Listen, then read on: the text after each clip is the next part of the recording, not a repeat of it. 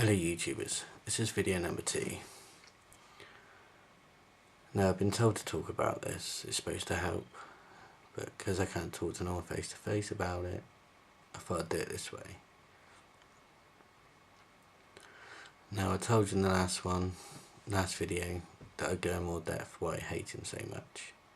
So, here goes. It all started when I was about 4, as far as what I can remember anyway. The old man was in the army, so he was on army camps, as you can imagine, in a place called Larkhill, near Amesbury. Now my mum left, probably because of the violence. She didn't say much, so I don't know on that one. But he'd come home drunk, start shouting, effing, blinding, blaming us for everything, this, that and the other, state of the house, whatever. Can't remember much about that side. And then a few months down the road or so, the violence started. We'd get a kick in here and there, come home drunk, kickers, punchers, whatever. Blame us for us losing his fags, house untidy, the usual. Or if we'd done something naughty, he'd go over the top. A lot of the times I ended up in hospital, but in those days no one batted an eyelid. Mind you, I am 38 now, so those days it didn't really matter if your child got hurt or not. It's just a day-to-day thing. But then everything else started happening. He come home drunk one night, come into my room, tell me to come downstairs, so I did. He's the adult, I'm the child. I got to do what he says, I'm scared to death of him. And then things happened. Now use your imagination. I'm not going into details, it's not the sort of thing you want to hear. Especially on here, where everyone can see it. Or hear it, sorry. This is hard.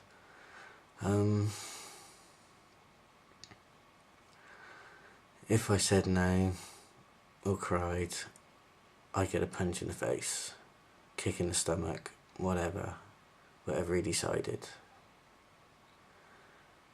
And then that went on for a long time, but the words that always haunt me and always will is whenever he was doing things, he always said, "It's because I love you. This is how adults show their love to their children." Now to me that's really sick, and that will haunt me for the rest of my entire life. But that carried on until I must have been about 6, because I can remember waking up and the door come flying open and there was police at the door. And these other people that were social services, I didn't know at the time. We got bundled into a police car, took down to a police station, where they'd done not very nice tests on us to make sure, or to see what's happening, which everything was confirmed. It was abuse. Horrible word, but it's the truth, it happened. And a few years down the road we found out later he was arrested for raping a child, a young girl. I think she was about 14, something like that, I can't remember what details. He got 3.5 years for what he did. In those days it's not long enough, because you're out you only do half your time. After he got out of jail, we were forced to go back to see him. Now, things go through your mind at the age of 6, you know things aren't right. So I didn't want to see them, something I really didn't want to do, but I was forced to see him, for him to say that he was sorry and why he did the things he did. It's not good. And I had to sit there, crying my eyes out, while he told me why he did this. To him, he said he was depressed. He didn't know he was doing, he was drunk. Well, a bit of a shock there, because he wasn't always drunk. It wasn't just him, it was other people too. They weren't drunk either. But I still went through the stuff. If I didn't, I was beaten. Now that's the main reason why I hate him. But the other reason is, it's because of my life that I led from then onwards. Now I don't blame him for most of the things I'd done, because I was old enough to know better. But I got into crime, I got into drugs, big time. Now, it was only cannabis, and gas, aerosols gas. But I was in children's homes, violent children's homes. I was extremely violent, didn't care about anyone, didn't respect anyone, hated everyone. I caused trouble, bullied at school, didn't last long because I freaked out. I went psycho. So people left me alone in the end. But the system didn't. They still hounded and hounded. But because of the nightmares and the thought of the things that he'd done, I blamed myself. I blamed everyone else for letting this happen. I blamed myself for letting it happen. I never blamed him. Don't understand that, but I never blamed him. That took a long time to understand. But from children's homes, violent children's homes, abusive children's homes, I was abused more. Until I must have been about, I'd say about 13, things stopped. I got bigger, I got more violent, out of control. I was stealing a lot. I was being violent, I was spitting, I was throwing chairs, I was punching. I'd pick up anything and throw it at someone. For the slightest thing, it didn't matter. A very confused child, very. Couldn't talk to anyone, didn't want to talk to anyone. Very depressed, very unhappy. Did have some good times, but we go through that some other time. But the bad times are stuck in my mind right now.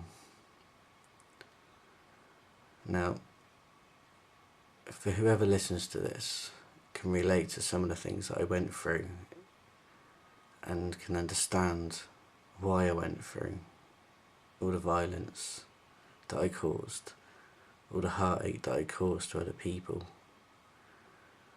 I'm ashamed of now. Can't go back on that, can't turn the clocks back, and I wish I could, but it's never going to happen. I just got to get on with life. But I was a criminal. No one can tell me any difference. I liked the buzz. It made me feel strong, it made me feel powerful. The fact that I could do something that no one else could do, or no one else would dare to do because they were too scared. But that's how I controlled it. I was still violent. I got into a lot of big things that I shouldn't have. I collected money for people. I beat people for money. Sometimes fun, sometimes not. I'd steal for people. I started stealing car stereos. It was easy, 2-second job. Do the window, pop stereo, go and sell it. Easy money. Then when that stopped paying, I got done for that. I got arrested, got a fine, paid it off with money. It was easy. Quite funny, but easy. And then life got pretty shit. I started doing burglaries, age of 14. It's with a really nice foster parents. They helped, tried to help, but me being me, didn't like it. Didn't like getting told what to do. Never liked told what to do, so I never done it. Very violent towards them. And I ended up doing a burglary next door. Didn't take anything special. Just a child exciting prank that shouldn't have happened at the time. But I think that's the day I got a really good buzz for what I'd done. The power I owned. The power that I could get into someone's house. It's a really bad drug for that. Very addictive. I got arrested, got charged, and put into a place up in Trowbridge in Wiltshire. Now they tried to help, done really well, but me being violent, they tried to tell me what to do. I basically told them to F off. Didn't work. And from then onwards, my crime spree just went crazy. Left there at 16, I met my mother. He was on a traveller's site. Got on well with travellers. Wrong place to be, really. Started doing more burglaries because they were buying stuff. It was easy money. And I was getting list after list of stuff to get. Got into trouble with the police. Met some really bad police. Quite a few DIC. That white stuff. If I got the stuff, I wouldn't get arrested. So that's where business took off really, really well. It was easy. I'd break in 4 or 5 houses like to start with. It was enjoyable. I liked the buzz, the power that I could do. No house was safe. Alarm systems, pretty easy. People were silly. People were trusting. They left windows open. They left doors open. The way I thought it, teaching them a lesson not to leave the door open. Looking back at it now, pretty stupid on my account. Ended up getting arrested. Went on remand for a week. Didn't scare me. Made me feel more powerful because I was a criminal. I was a big boy. Big gangster man. Come out. Done more burglaries again. Started drinking heavily. Loved the drink. Loved the pubs. Could go into a pub at 16, 17. Get drunk. No money. Go and burgle a house. Get money. A vicious circle. Stuck in that same circle over and over again. Got a name for myself. Bad reputation. People didn't mess with me.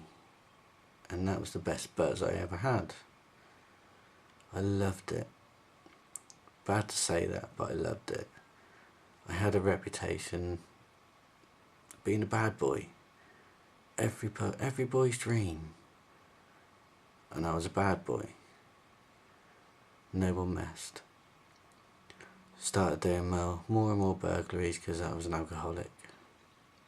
Drunk all day, robbed all night. That's what my life was. Until I got arrested again.